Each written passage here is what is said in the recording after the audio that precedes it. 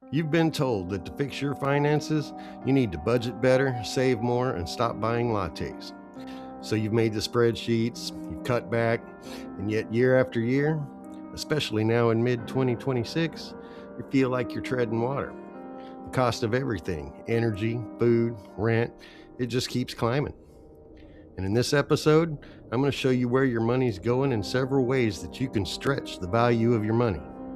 And after that, we're going to discuss 5 legal constitutional ways that you can build a local parallel economy to get even more bang for your buck. Welcome to Uncle Sam Saves America, where national problems meet local solutions. I'm Uncle Sam. Ask not what your country can do for you. Ask what you can do for your country.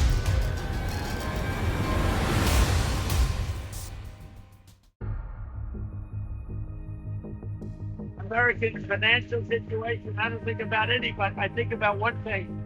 We cannot let Iran have a nuclear weapon. President Trump says that affordability is temporary pain, and that he doesn't think about the financial needs of regular Americans. And when pressed, he diverts the conversation to Wall Street, completely ignoring Main Street. When people hear me say it, everybody agrees. Short-term pain, it's going to be short-term pain, but the pain is much less than people thought. When you hear Trump voters, Alex says, I voted for you 3 times. He can't handle the costs, and he's not for this foreign conflict. I hate it, bro. He's not for the foreign conflict, but Roy in Pennsylvania, he's a retired farmer. He can't handle the fuel going up, and he says it's going to come down very fast. And well, so, look, I'm disappointed. I'm just telling you what they say. When you say to him, Roy, Alex, we got a problem. We just hit the highest stock market price ever. By the way, then, when I went in. Now, again, it's higher. With the war, it's higher than it was when I went in. Think of that. I agree. The 401ks at their all-time high. Our president is clearly out of touch with the common citizen. Despite how well their 401ks might be doing, if they even have one, their bank accounts are stagnant. Gas is still expensive and they still feel squeezed. Inflation just went over 4% and the Iran war trudges on. And people, they're getting tired of it. And as messaging surrounding the war fluctuates, so have oil prices. And that's causing the inflation rate to rise above 4% for the first time in 3 years. New data from the Bureau of Labor Statistics shows inflation was at 4.2% last month. Prices rose 0.5% on a monthly basis, despite the negative trend, though. But what if budgeting and scrimping and saving is only half the picture? What if the real reason why you're broke has less to do with your personal habits and everything to do with where our money is going once we spend it? The affordability crisis isn't just about what things cost. It's not just inflation or interest, although those are definitely part of it. The deeper, more corrosive problem is something called economic leakage. Think about it. You go to a big box retail store on the edge of town, or you click the Add to cart on a massive online marketplace, and the transaction feels easy, almost frictionless. But where does that money actually go? A huge portion of it is wired to a corporate headquarters in another state, or maybe even another country. It pays dividends to distant shareholders, it covers fees for a centralized office, and it buys products from massive non-local suppliers, or worse, it lines the pockets of a CEO. It doesn't go on to pay the salary of your neighbor. It doesn't get spent at the diner down the street. It doesn't get deposited into a local bank that funds a new small business on your main street. While an extremely small portion might stay around in the form of local wages, the vast majority is gone. And for decades, we've been building an economy that's incredibly efficient at one thing, draining money away from the places where we actually live. In the next section, I'm going to show you where your financial leaks may be and how you can help stretch the value of your paycheck.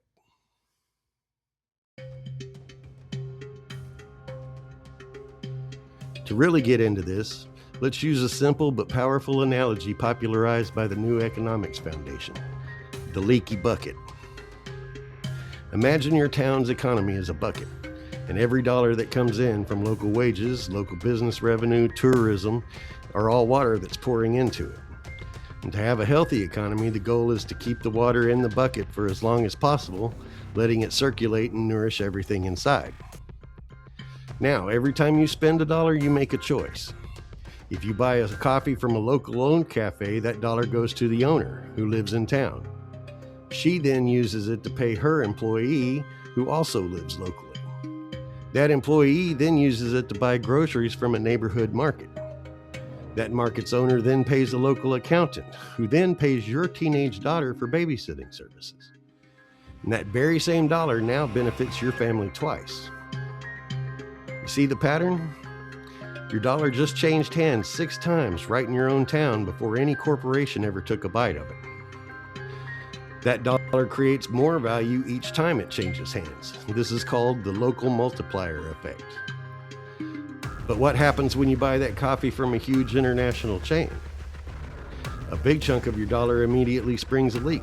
It shoots out of the bucket to pay for corporate overhead, national marketing campaigns, and profits that get consolidated far, far away. The numbers on this are staggering. While the exact figures change depending on the city and the industry, a series of famous studies from the firm Civic Economics gives us a powerful snapshot. One analysis found that for every $100 spent at a local independent business, about 68 of it was recirculated into the community. But when that same $100 was spent on a large chain retailer, only about $43 stayed in the local economy. Another study focused just on retailers found an even bigger difference. On average, 48% of the money spent at a local independent retailer was recirculated, compared to less than 14% at chain stores. In that case, the local shops returned more than 3 times as much money to their community for every dollar they made. It's not that big corporations are evil. They do provide jobs and convenience, but their business model is built for extraction, not recirculation. They are essentially a professional grade leaky bucket. Our local economies are being perpetually drained, making it almost impossible to build collective wealth no matter how hard we work or budget.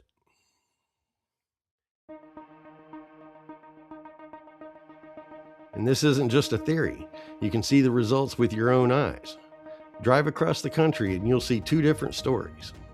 One story is the town of a struggling Main Street. The storefronts are empty, the paint is peeling, yet on the outskirts a massive retail plaza is humming. The town has jobs, sure, but it feels like it's hollowed out. The tax revenue tells a crucial part of the story.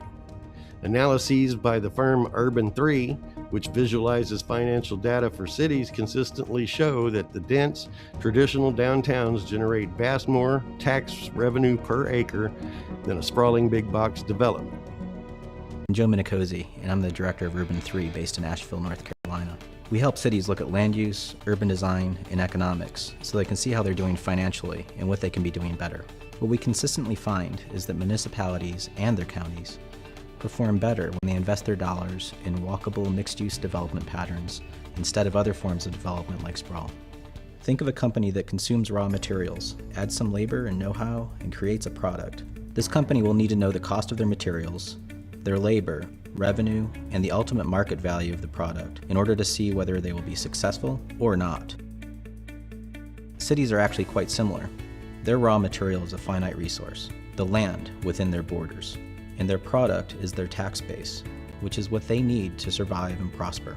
We have looked at cities all over the country, and when you do the math, it's easy to see that dense downtown development returns a greater investment to the community than putting tax dollars towards sprawl. In city after city, big and small, when we do the math, it's clear that dense downtown development is much more productive than anything else in the community. Downtown development is the golden goose of urban economics, and it's the best bet for cities that want to prosper in the long run. Studies have found that counties with a greater share of local small businesses tend to have stronger per capita growth and lower poverty rates. Because their fortunes are tied to the community's success, they're more likely to hire local people, use local services, and support local charities and kids' sports teams. Every dollar you spend is a vote for the kind of world that you want to live in. $1 at the big box store is a vote for an economy of extraction. $1 at a local bookstore is a vote for an economy of recirculation. For too long, we've been voting by our paychecks against our own communities without even realizing it. In the next section, we'll talk about ways to close the loop and plug the leaks.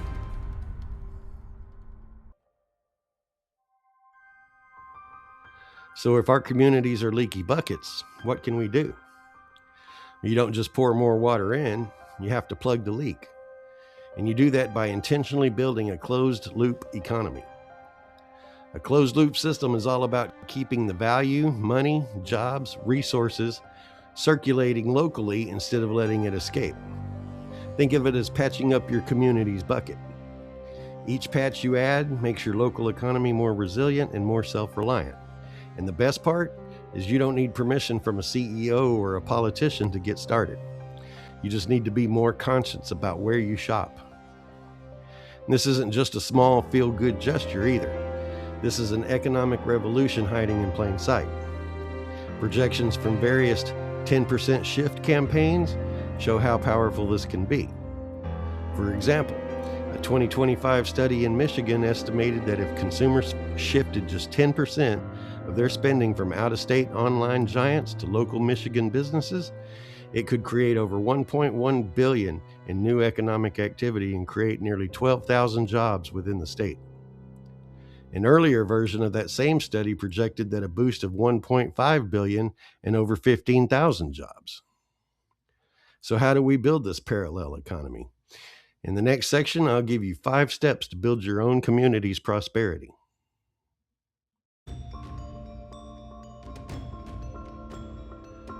So how do we actually build this closed loop system? Well, it's a collection of simple, powerful ideas. First, local supply chains. This is when local businesses make a choice to buy from other local businesses. When the local bakery buys its flour from a regional mill and its packaging from a local printer, it's plugging multiple leaks at once. That money doesn't get wired to a corporate vendor in another state. It stays right here. Second, local ownership models.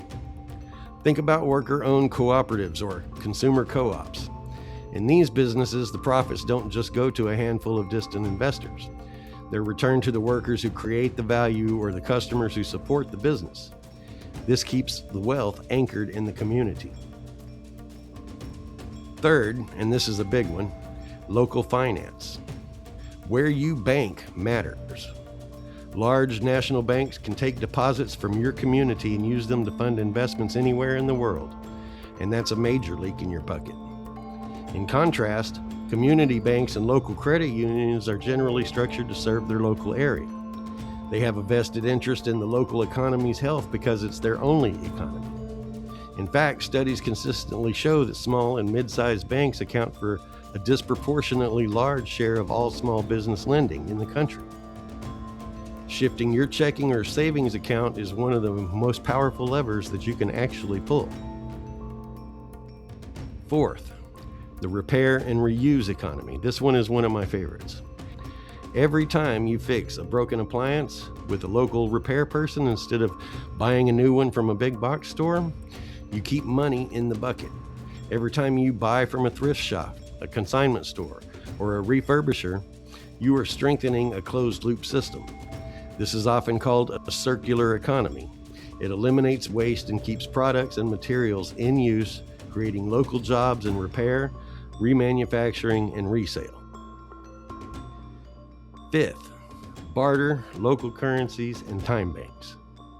To be clear, these aren't meant to replace the entire monetary system, but they act as a powerful tool for community resilience. When cash is tight, these systems allow people to trade skills and goods directly, creating a safety net that doesn't depend on outside economic forces. Take a second to look around and think about your own town. What does your main street look like? What local businesses do you absolutely love, and which ones make your community feel like home? Shout them out down in the comments below. I'm sure they'll appreciate it. Also, don't forget to hit the like and subscribe button while you're down there. This movement depends on your spreading the word and your support.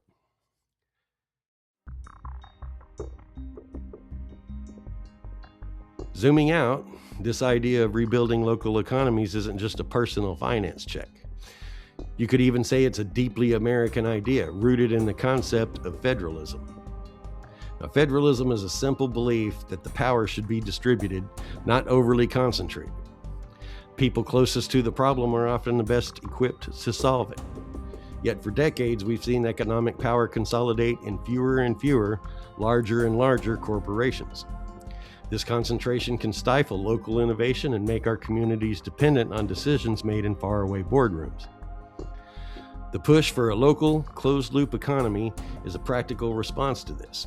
It's a declaration that our communities shouldn't just be passive franchises of a national economy, but a vibrant, distinct economy in their own right. And this doesn't mean building walls around your town. A healthy economy needs both local circulation and external trade, but right now, the balance is dangerously off. We've prioritized the efficiency of a giant, leaky corporation over the resilience of our own communities. This is about restoring balance. So let's go back to the beginning. You're working hard, you're trying to save, and yet you feel like you're falling behind. And the reason isn't just a lack of personal discipline. It's because you're trying to fill a bucket that's riddled with holes. A game designed to pull value out of your pocket in your town the moment you spend it. But now you see the hidden machinery. Shifting even a small part of your spending to the local coffee shop, a neighborhood bookstore, a farmer's market, or a community bank isn't just a nice thing to do. It's a revolutionary act. It's a direct investment in your neighbor's prosperity. It's a vote for a world with more unique businesses and fewer identical strip malls. It's you personally plugging a leak in the bucket and starting a chain reaction of local wealth. This is the real path to taking back control of your financial destiny and the destiny of your community. And the question isn't whether your money should move, it's a question of whether it should move through your community or just fly right out of it. If you'd like to know more about the sovereign movement and how to build your own neighborhood network, hit the like and subscribe button. Don't forget the notification bell so that you don't miss any information. You've been watching Uncle Sam Saves America, where national problems meet local solutions. I am sovereign. You can be too. Ask not what your country can do for you. Ask what you can do for your country.